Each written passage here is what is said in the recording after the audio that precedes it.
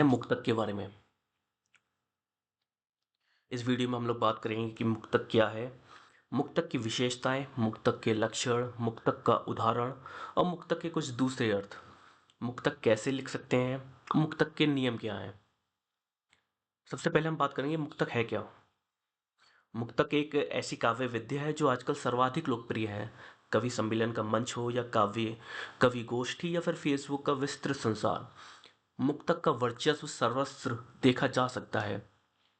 थोड़े में ही अपनी काव्य प्रतिभा का परिचय देना हो, किसी लंबे काव्य पाठ की भूमिका बनानी हो या श्रोताओं के बंधे हुए हाथ से तालियां खोलने के लिए हाथ खोलने हो, सबसे अचूक विद्या जो है वह स्वयं मुक्तक है। मुक्तक क्या है? मुक्तक एक समान लय वाली 4 पंक्तियों की रचना है जिसकी पहली, दूसरी और चौथी पंक्ति तुकांत तथा तीसरी पंक्ति अनिवार्यता अतुकांत होती है और जिसकी अभिव्यक्ति का केंद्र अंतिम पंक्ति में होता है। मुक्तक हिंदी काव्य की ऐसी विद्या है जो अपनी लचीलेपन और भावनाओं की गहराई के लिए जानी जाती है। यह एक छोटी सी कविता होती है जिसमें किसी एक भाव, विचार या अनुभव को व्यक्त किया जाता है। मुक्तक में छंद की कोई बाध्यता नहीं होती है, इसलिए कवि अपनी रचनात्मकता के अनुसार इसे किसी भी रूप में लिख सकते हैं। मुक्तक की विशेषता, मुक्तक में किसी खास छंद का पालन करने की जरूरत नहीं होती है। कवि अपनी पसंद के अनुसार छंद का प्रयोग कर सकते हैं या फिर बिना छंद के भी इसको लिख सकते हैं।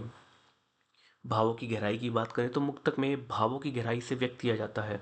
यहाँ अगर आपको छंद की जानकारी नहीं भी है तो अपने भावों के अनुसार आप अपनी कविता को मुक्तक के रूप में लिख सकते हैं। मुक्तक का आकार छोटा होता है। मुक्तक किसी भी विषय पर लिखी जा सकती है, जैसे कि प्रेम, प्रकृति, जीवन, मृत्यु, धर्म आदि किसी भी विषय को मुक्तक का विषय बनाया जा सकता है। अगर हम बात करें मुक्तक के लक्षण की तो इसमें 4 पंक्तियां होती हैं जिनकी एक लय समान होती है। यह किसी भी मापनी युक्त या मापनी मुक्त छंद पर आधारित हो सकती है जिसे मुक्तक का आधार छंद कह सकते हैं। पहली और दूसरी पंक्ति तुकांत होती है जबकि तीसरी पंक्ति अनिवार्यता अतुकांत होती है। अभिव्यक्ति कुछ इस प्रकार होती है कि उसका केंद्र बिंदु अंतिम पंक्ति में रहता है और अंतिम पंक्ति में ही कथ्य का रचनात्मक विस्फोट होता है। यदि मुक्तक की शाब्दिक बनावट को देखा जाए तो गीतिका या गजल का मुखड़ा और एक युग्म मिलाने से मुक्तक बन जाता है, किंतु यह पूरा सच नहीं है क्योंकि गीतिका के मुखड़े और युग्म का विषय स्वतंत्र या निरपेक्ष होता है, जबकि मुक्तक की चारों पंक्तियां एक ही विषय पर प्रतिपादित होती हैं।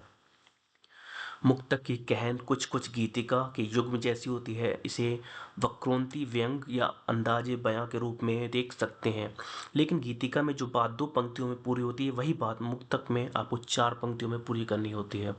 वस्तुतः मुक्तक की पहली 3 पंक्तियों में लक्ष्य पर संधान किया जाता है और अंतिम पंक्ति में प्रहार किया जाता है।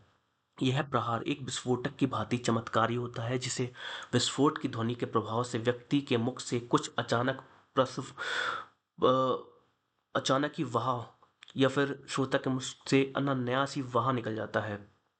मुक्तक वस्तुतः प्रकारांतर से छंद से ही होती है। यदि 4 चरणों वाले सममात्रिक या समवर्णिक छंद के पहले, दूसरे और चौथे चरणों को तुकांत तथा तीसरे चरण को अतुकांत कर दिया जाए तो वह मुक्तक हो जाता है। इस प्रकार मुक्तक और छंद में अंतर केवल तुकांत विधान का ही होता है। मुक्तक का उदाहरण, रोजियां चाहिए कुछ घरों के लिए, रोजियां चाहिए कुछ घरों के लिए, रोटियां चाहिए कुछ करों के लिए, काम है और भी जिंदगी में बहुत, काम है और भी जिंदगी में बहुत, मत बहाओ रुधिर पत्थरों के लिए। तो मुक्तक के दूसरे अर्थ क्या है? तो मुक्तक शब्द आज के साहित्यिक परिवेश में उसी अर्थ का प्रयोग होता है जिसकी चर्चा ऊपर की गई है, किंतु कदाचित इसका प्रयोग निम्न रूप से भी हो सकता है। पारंपरिक काव्य शास्त्र में काव्य को 2 वर्गों में विभाजित किया गया है, प्रबंधन काव्य और मुक्तक काव्य। प्रबंधन काव्य के अंतर्गत 2 वर्ग आते हैं, महाकाव्य और खंड काव्य। इन दोनों के अतिरिक्त अन्य सभी प्रकार के काव्य मुक्तक काव्य के अंतर्गत आते हैं। भारतीय सनातनी छंदों को भी 2 वर्गों में विभाजित किया गया है, मात्रिक और वर्णिक।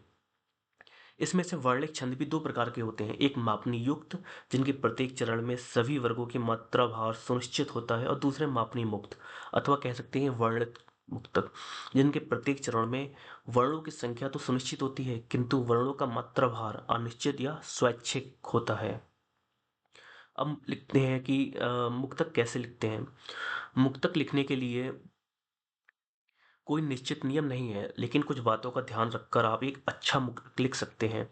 विषय का चयन। सबसे पहले आपको अपने मुक्तक का विषय चुनना होगा। ऐसा विषय चुनें जिसके बारे में आपको गहराई से सोचते हो, जिसके बारे में आप अपनी भावनाओं को व्यक्त कर सकते हो। भावों को शब्दों में पिरोना। एक बार विषय चुनने के बाद अब आप अपनी भावनाओं को शब्दों में पिरोना शुरू कर सकते हैं। अपनी भावनाओं को जितना संभव हो सके स्पष्ट और सटीक शब्दों में व्यक्त करना प्रयास करें। छंद और अलंकारों का प्रयोग। यदि आप चाहें तो मुक्तक में छंद और अलंकारों का प्रयोग कर सकते हैं। इससे आपका मुक्तक और भी सुंदर और प्रभावशाली बन सकता है। संशोधन। मुक्तक लिखने के बाद उसे कई बार पढ़कर देखें और इसमें सुधार करें। देखें कि कहीं कोई शब्द या वाक्य अनावश्यक तो नहीं है। हम बात करेंगे मुक्तक के कुछ नियम की।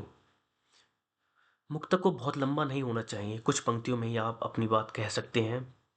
मुक्तक में आप विचार स्पष्ट रूप से व्यक्त होने चाहिए। पाठक को आपके विचार समझने में कोई कठिनाई नहीं होना चाहिए। मुक्तक में भावुकता होनी चाहिए। आपके शब्दों में भावुकता या भावनाओं की झलक दिखनी चाहिए। मुक्तक में कुछ नयापन होना चाहिए। आप अपनी रचनात्मकता का उपयोग करके कुछ नया और अनोखा लिख सकते हैं। तो मुक्तक लिखना एक कला है और इसे सीखने में समय लगता है। अगर आप भी लगातार अभ्यास करते रहेंगे तो आप भी एक अच्छे मुक्तक लेखक बन सकते हैं।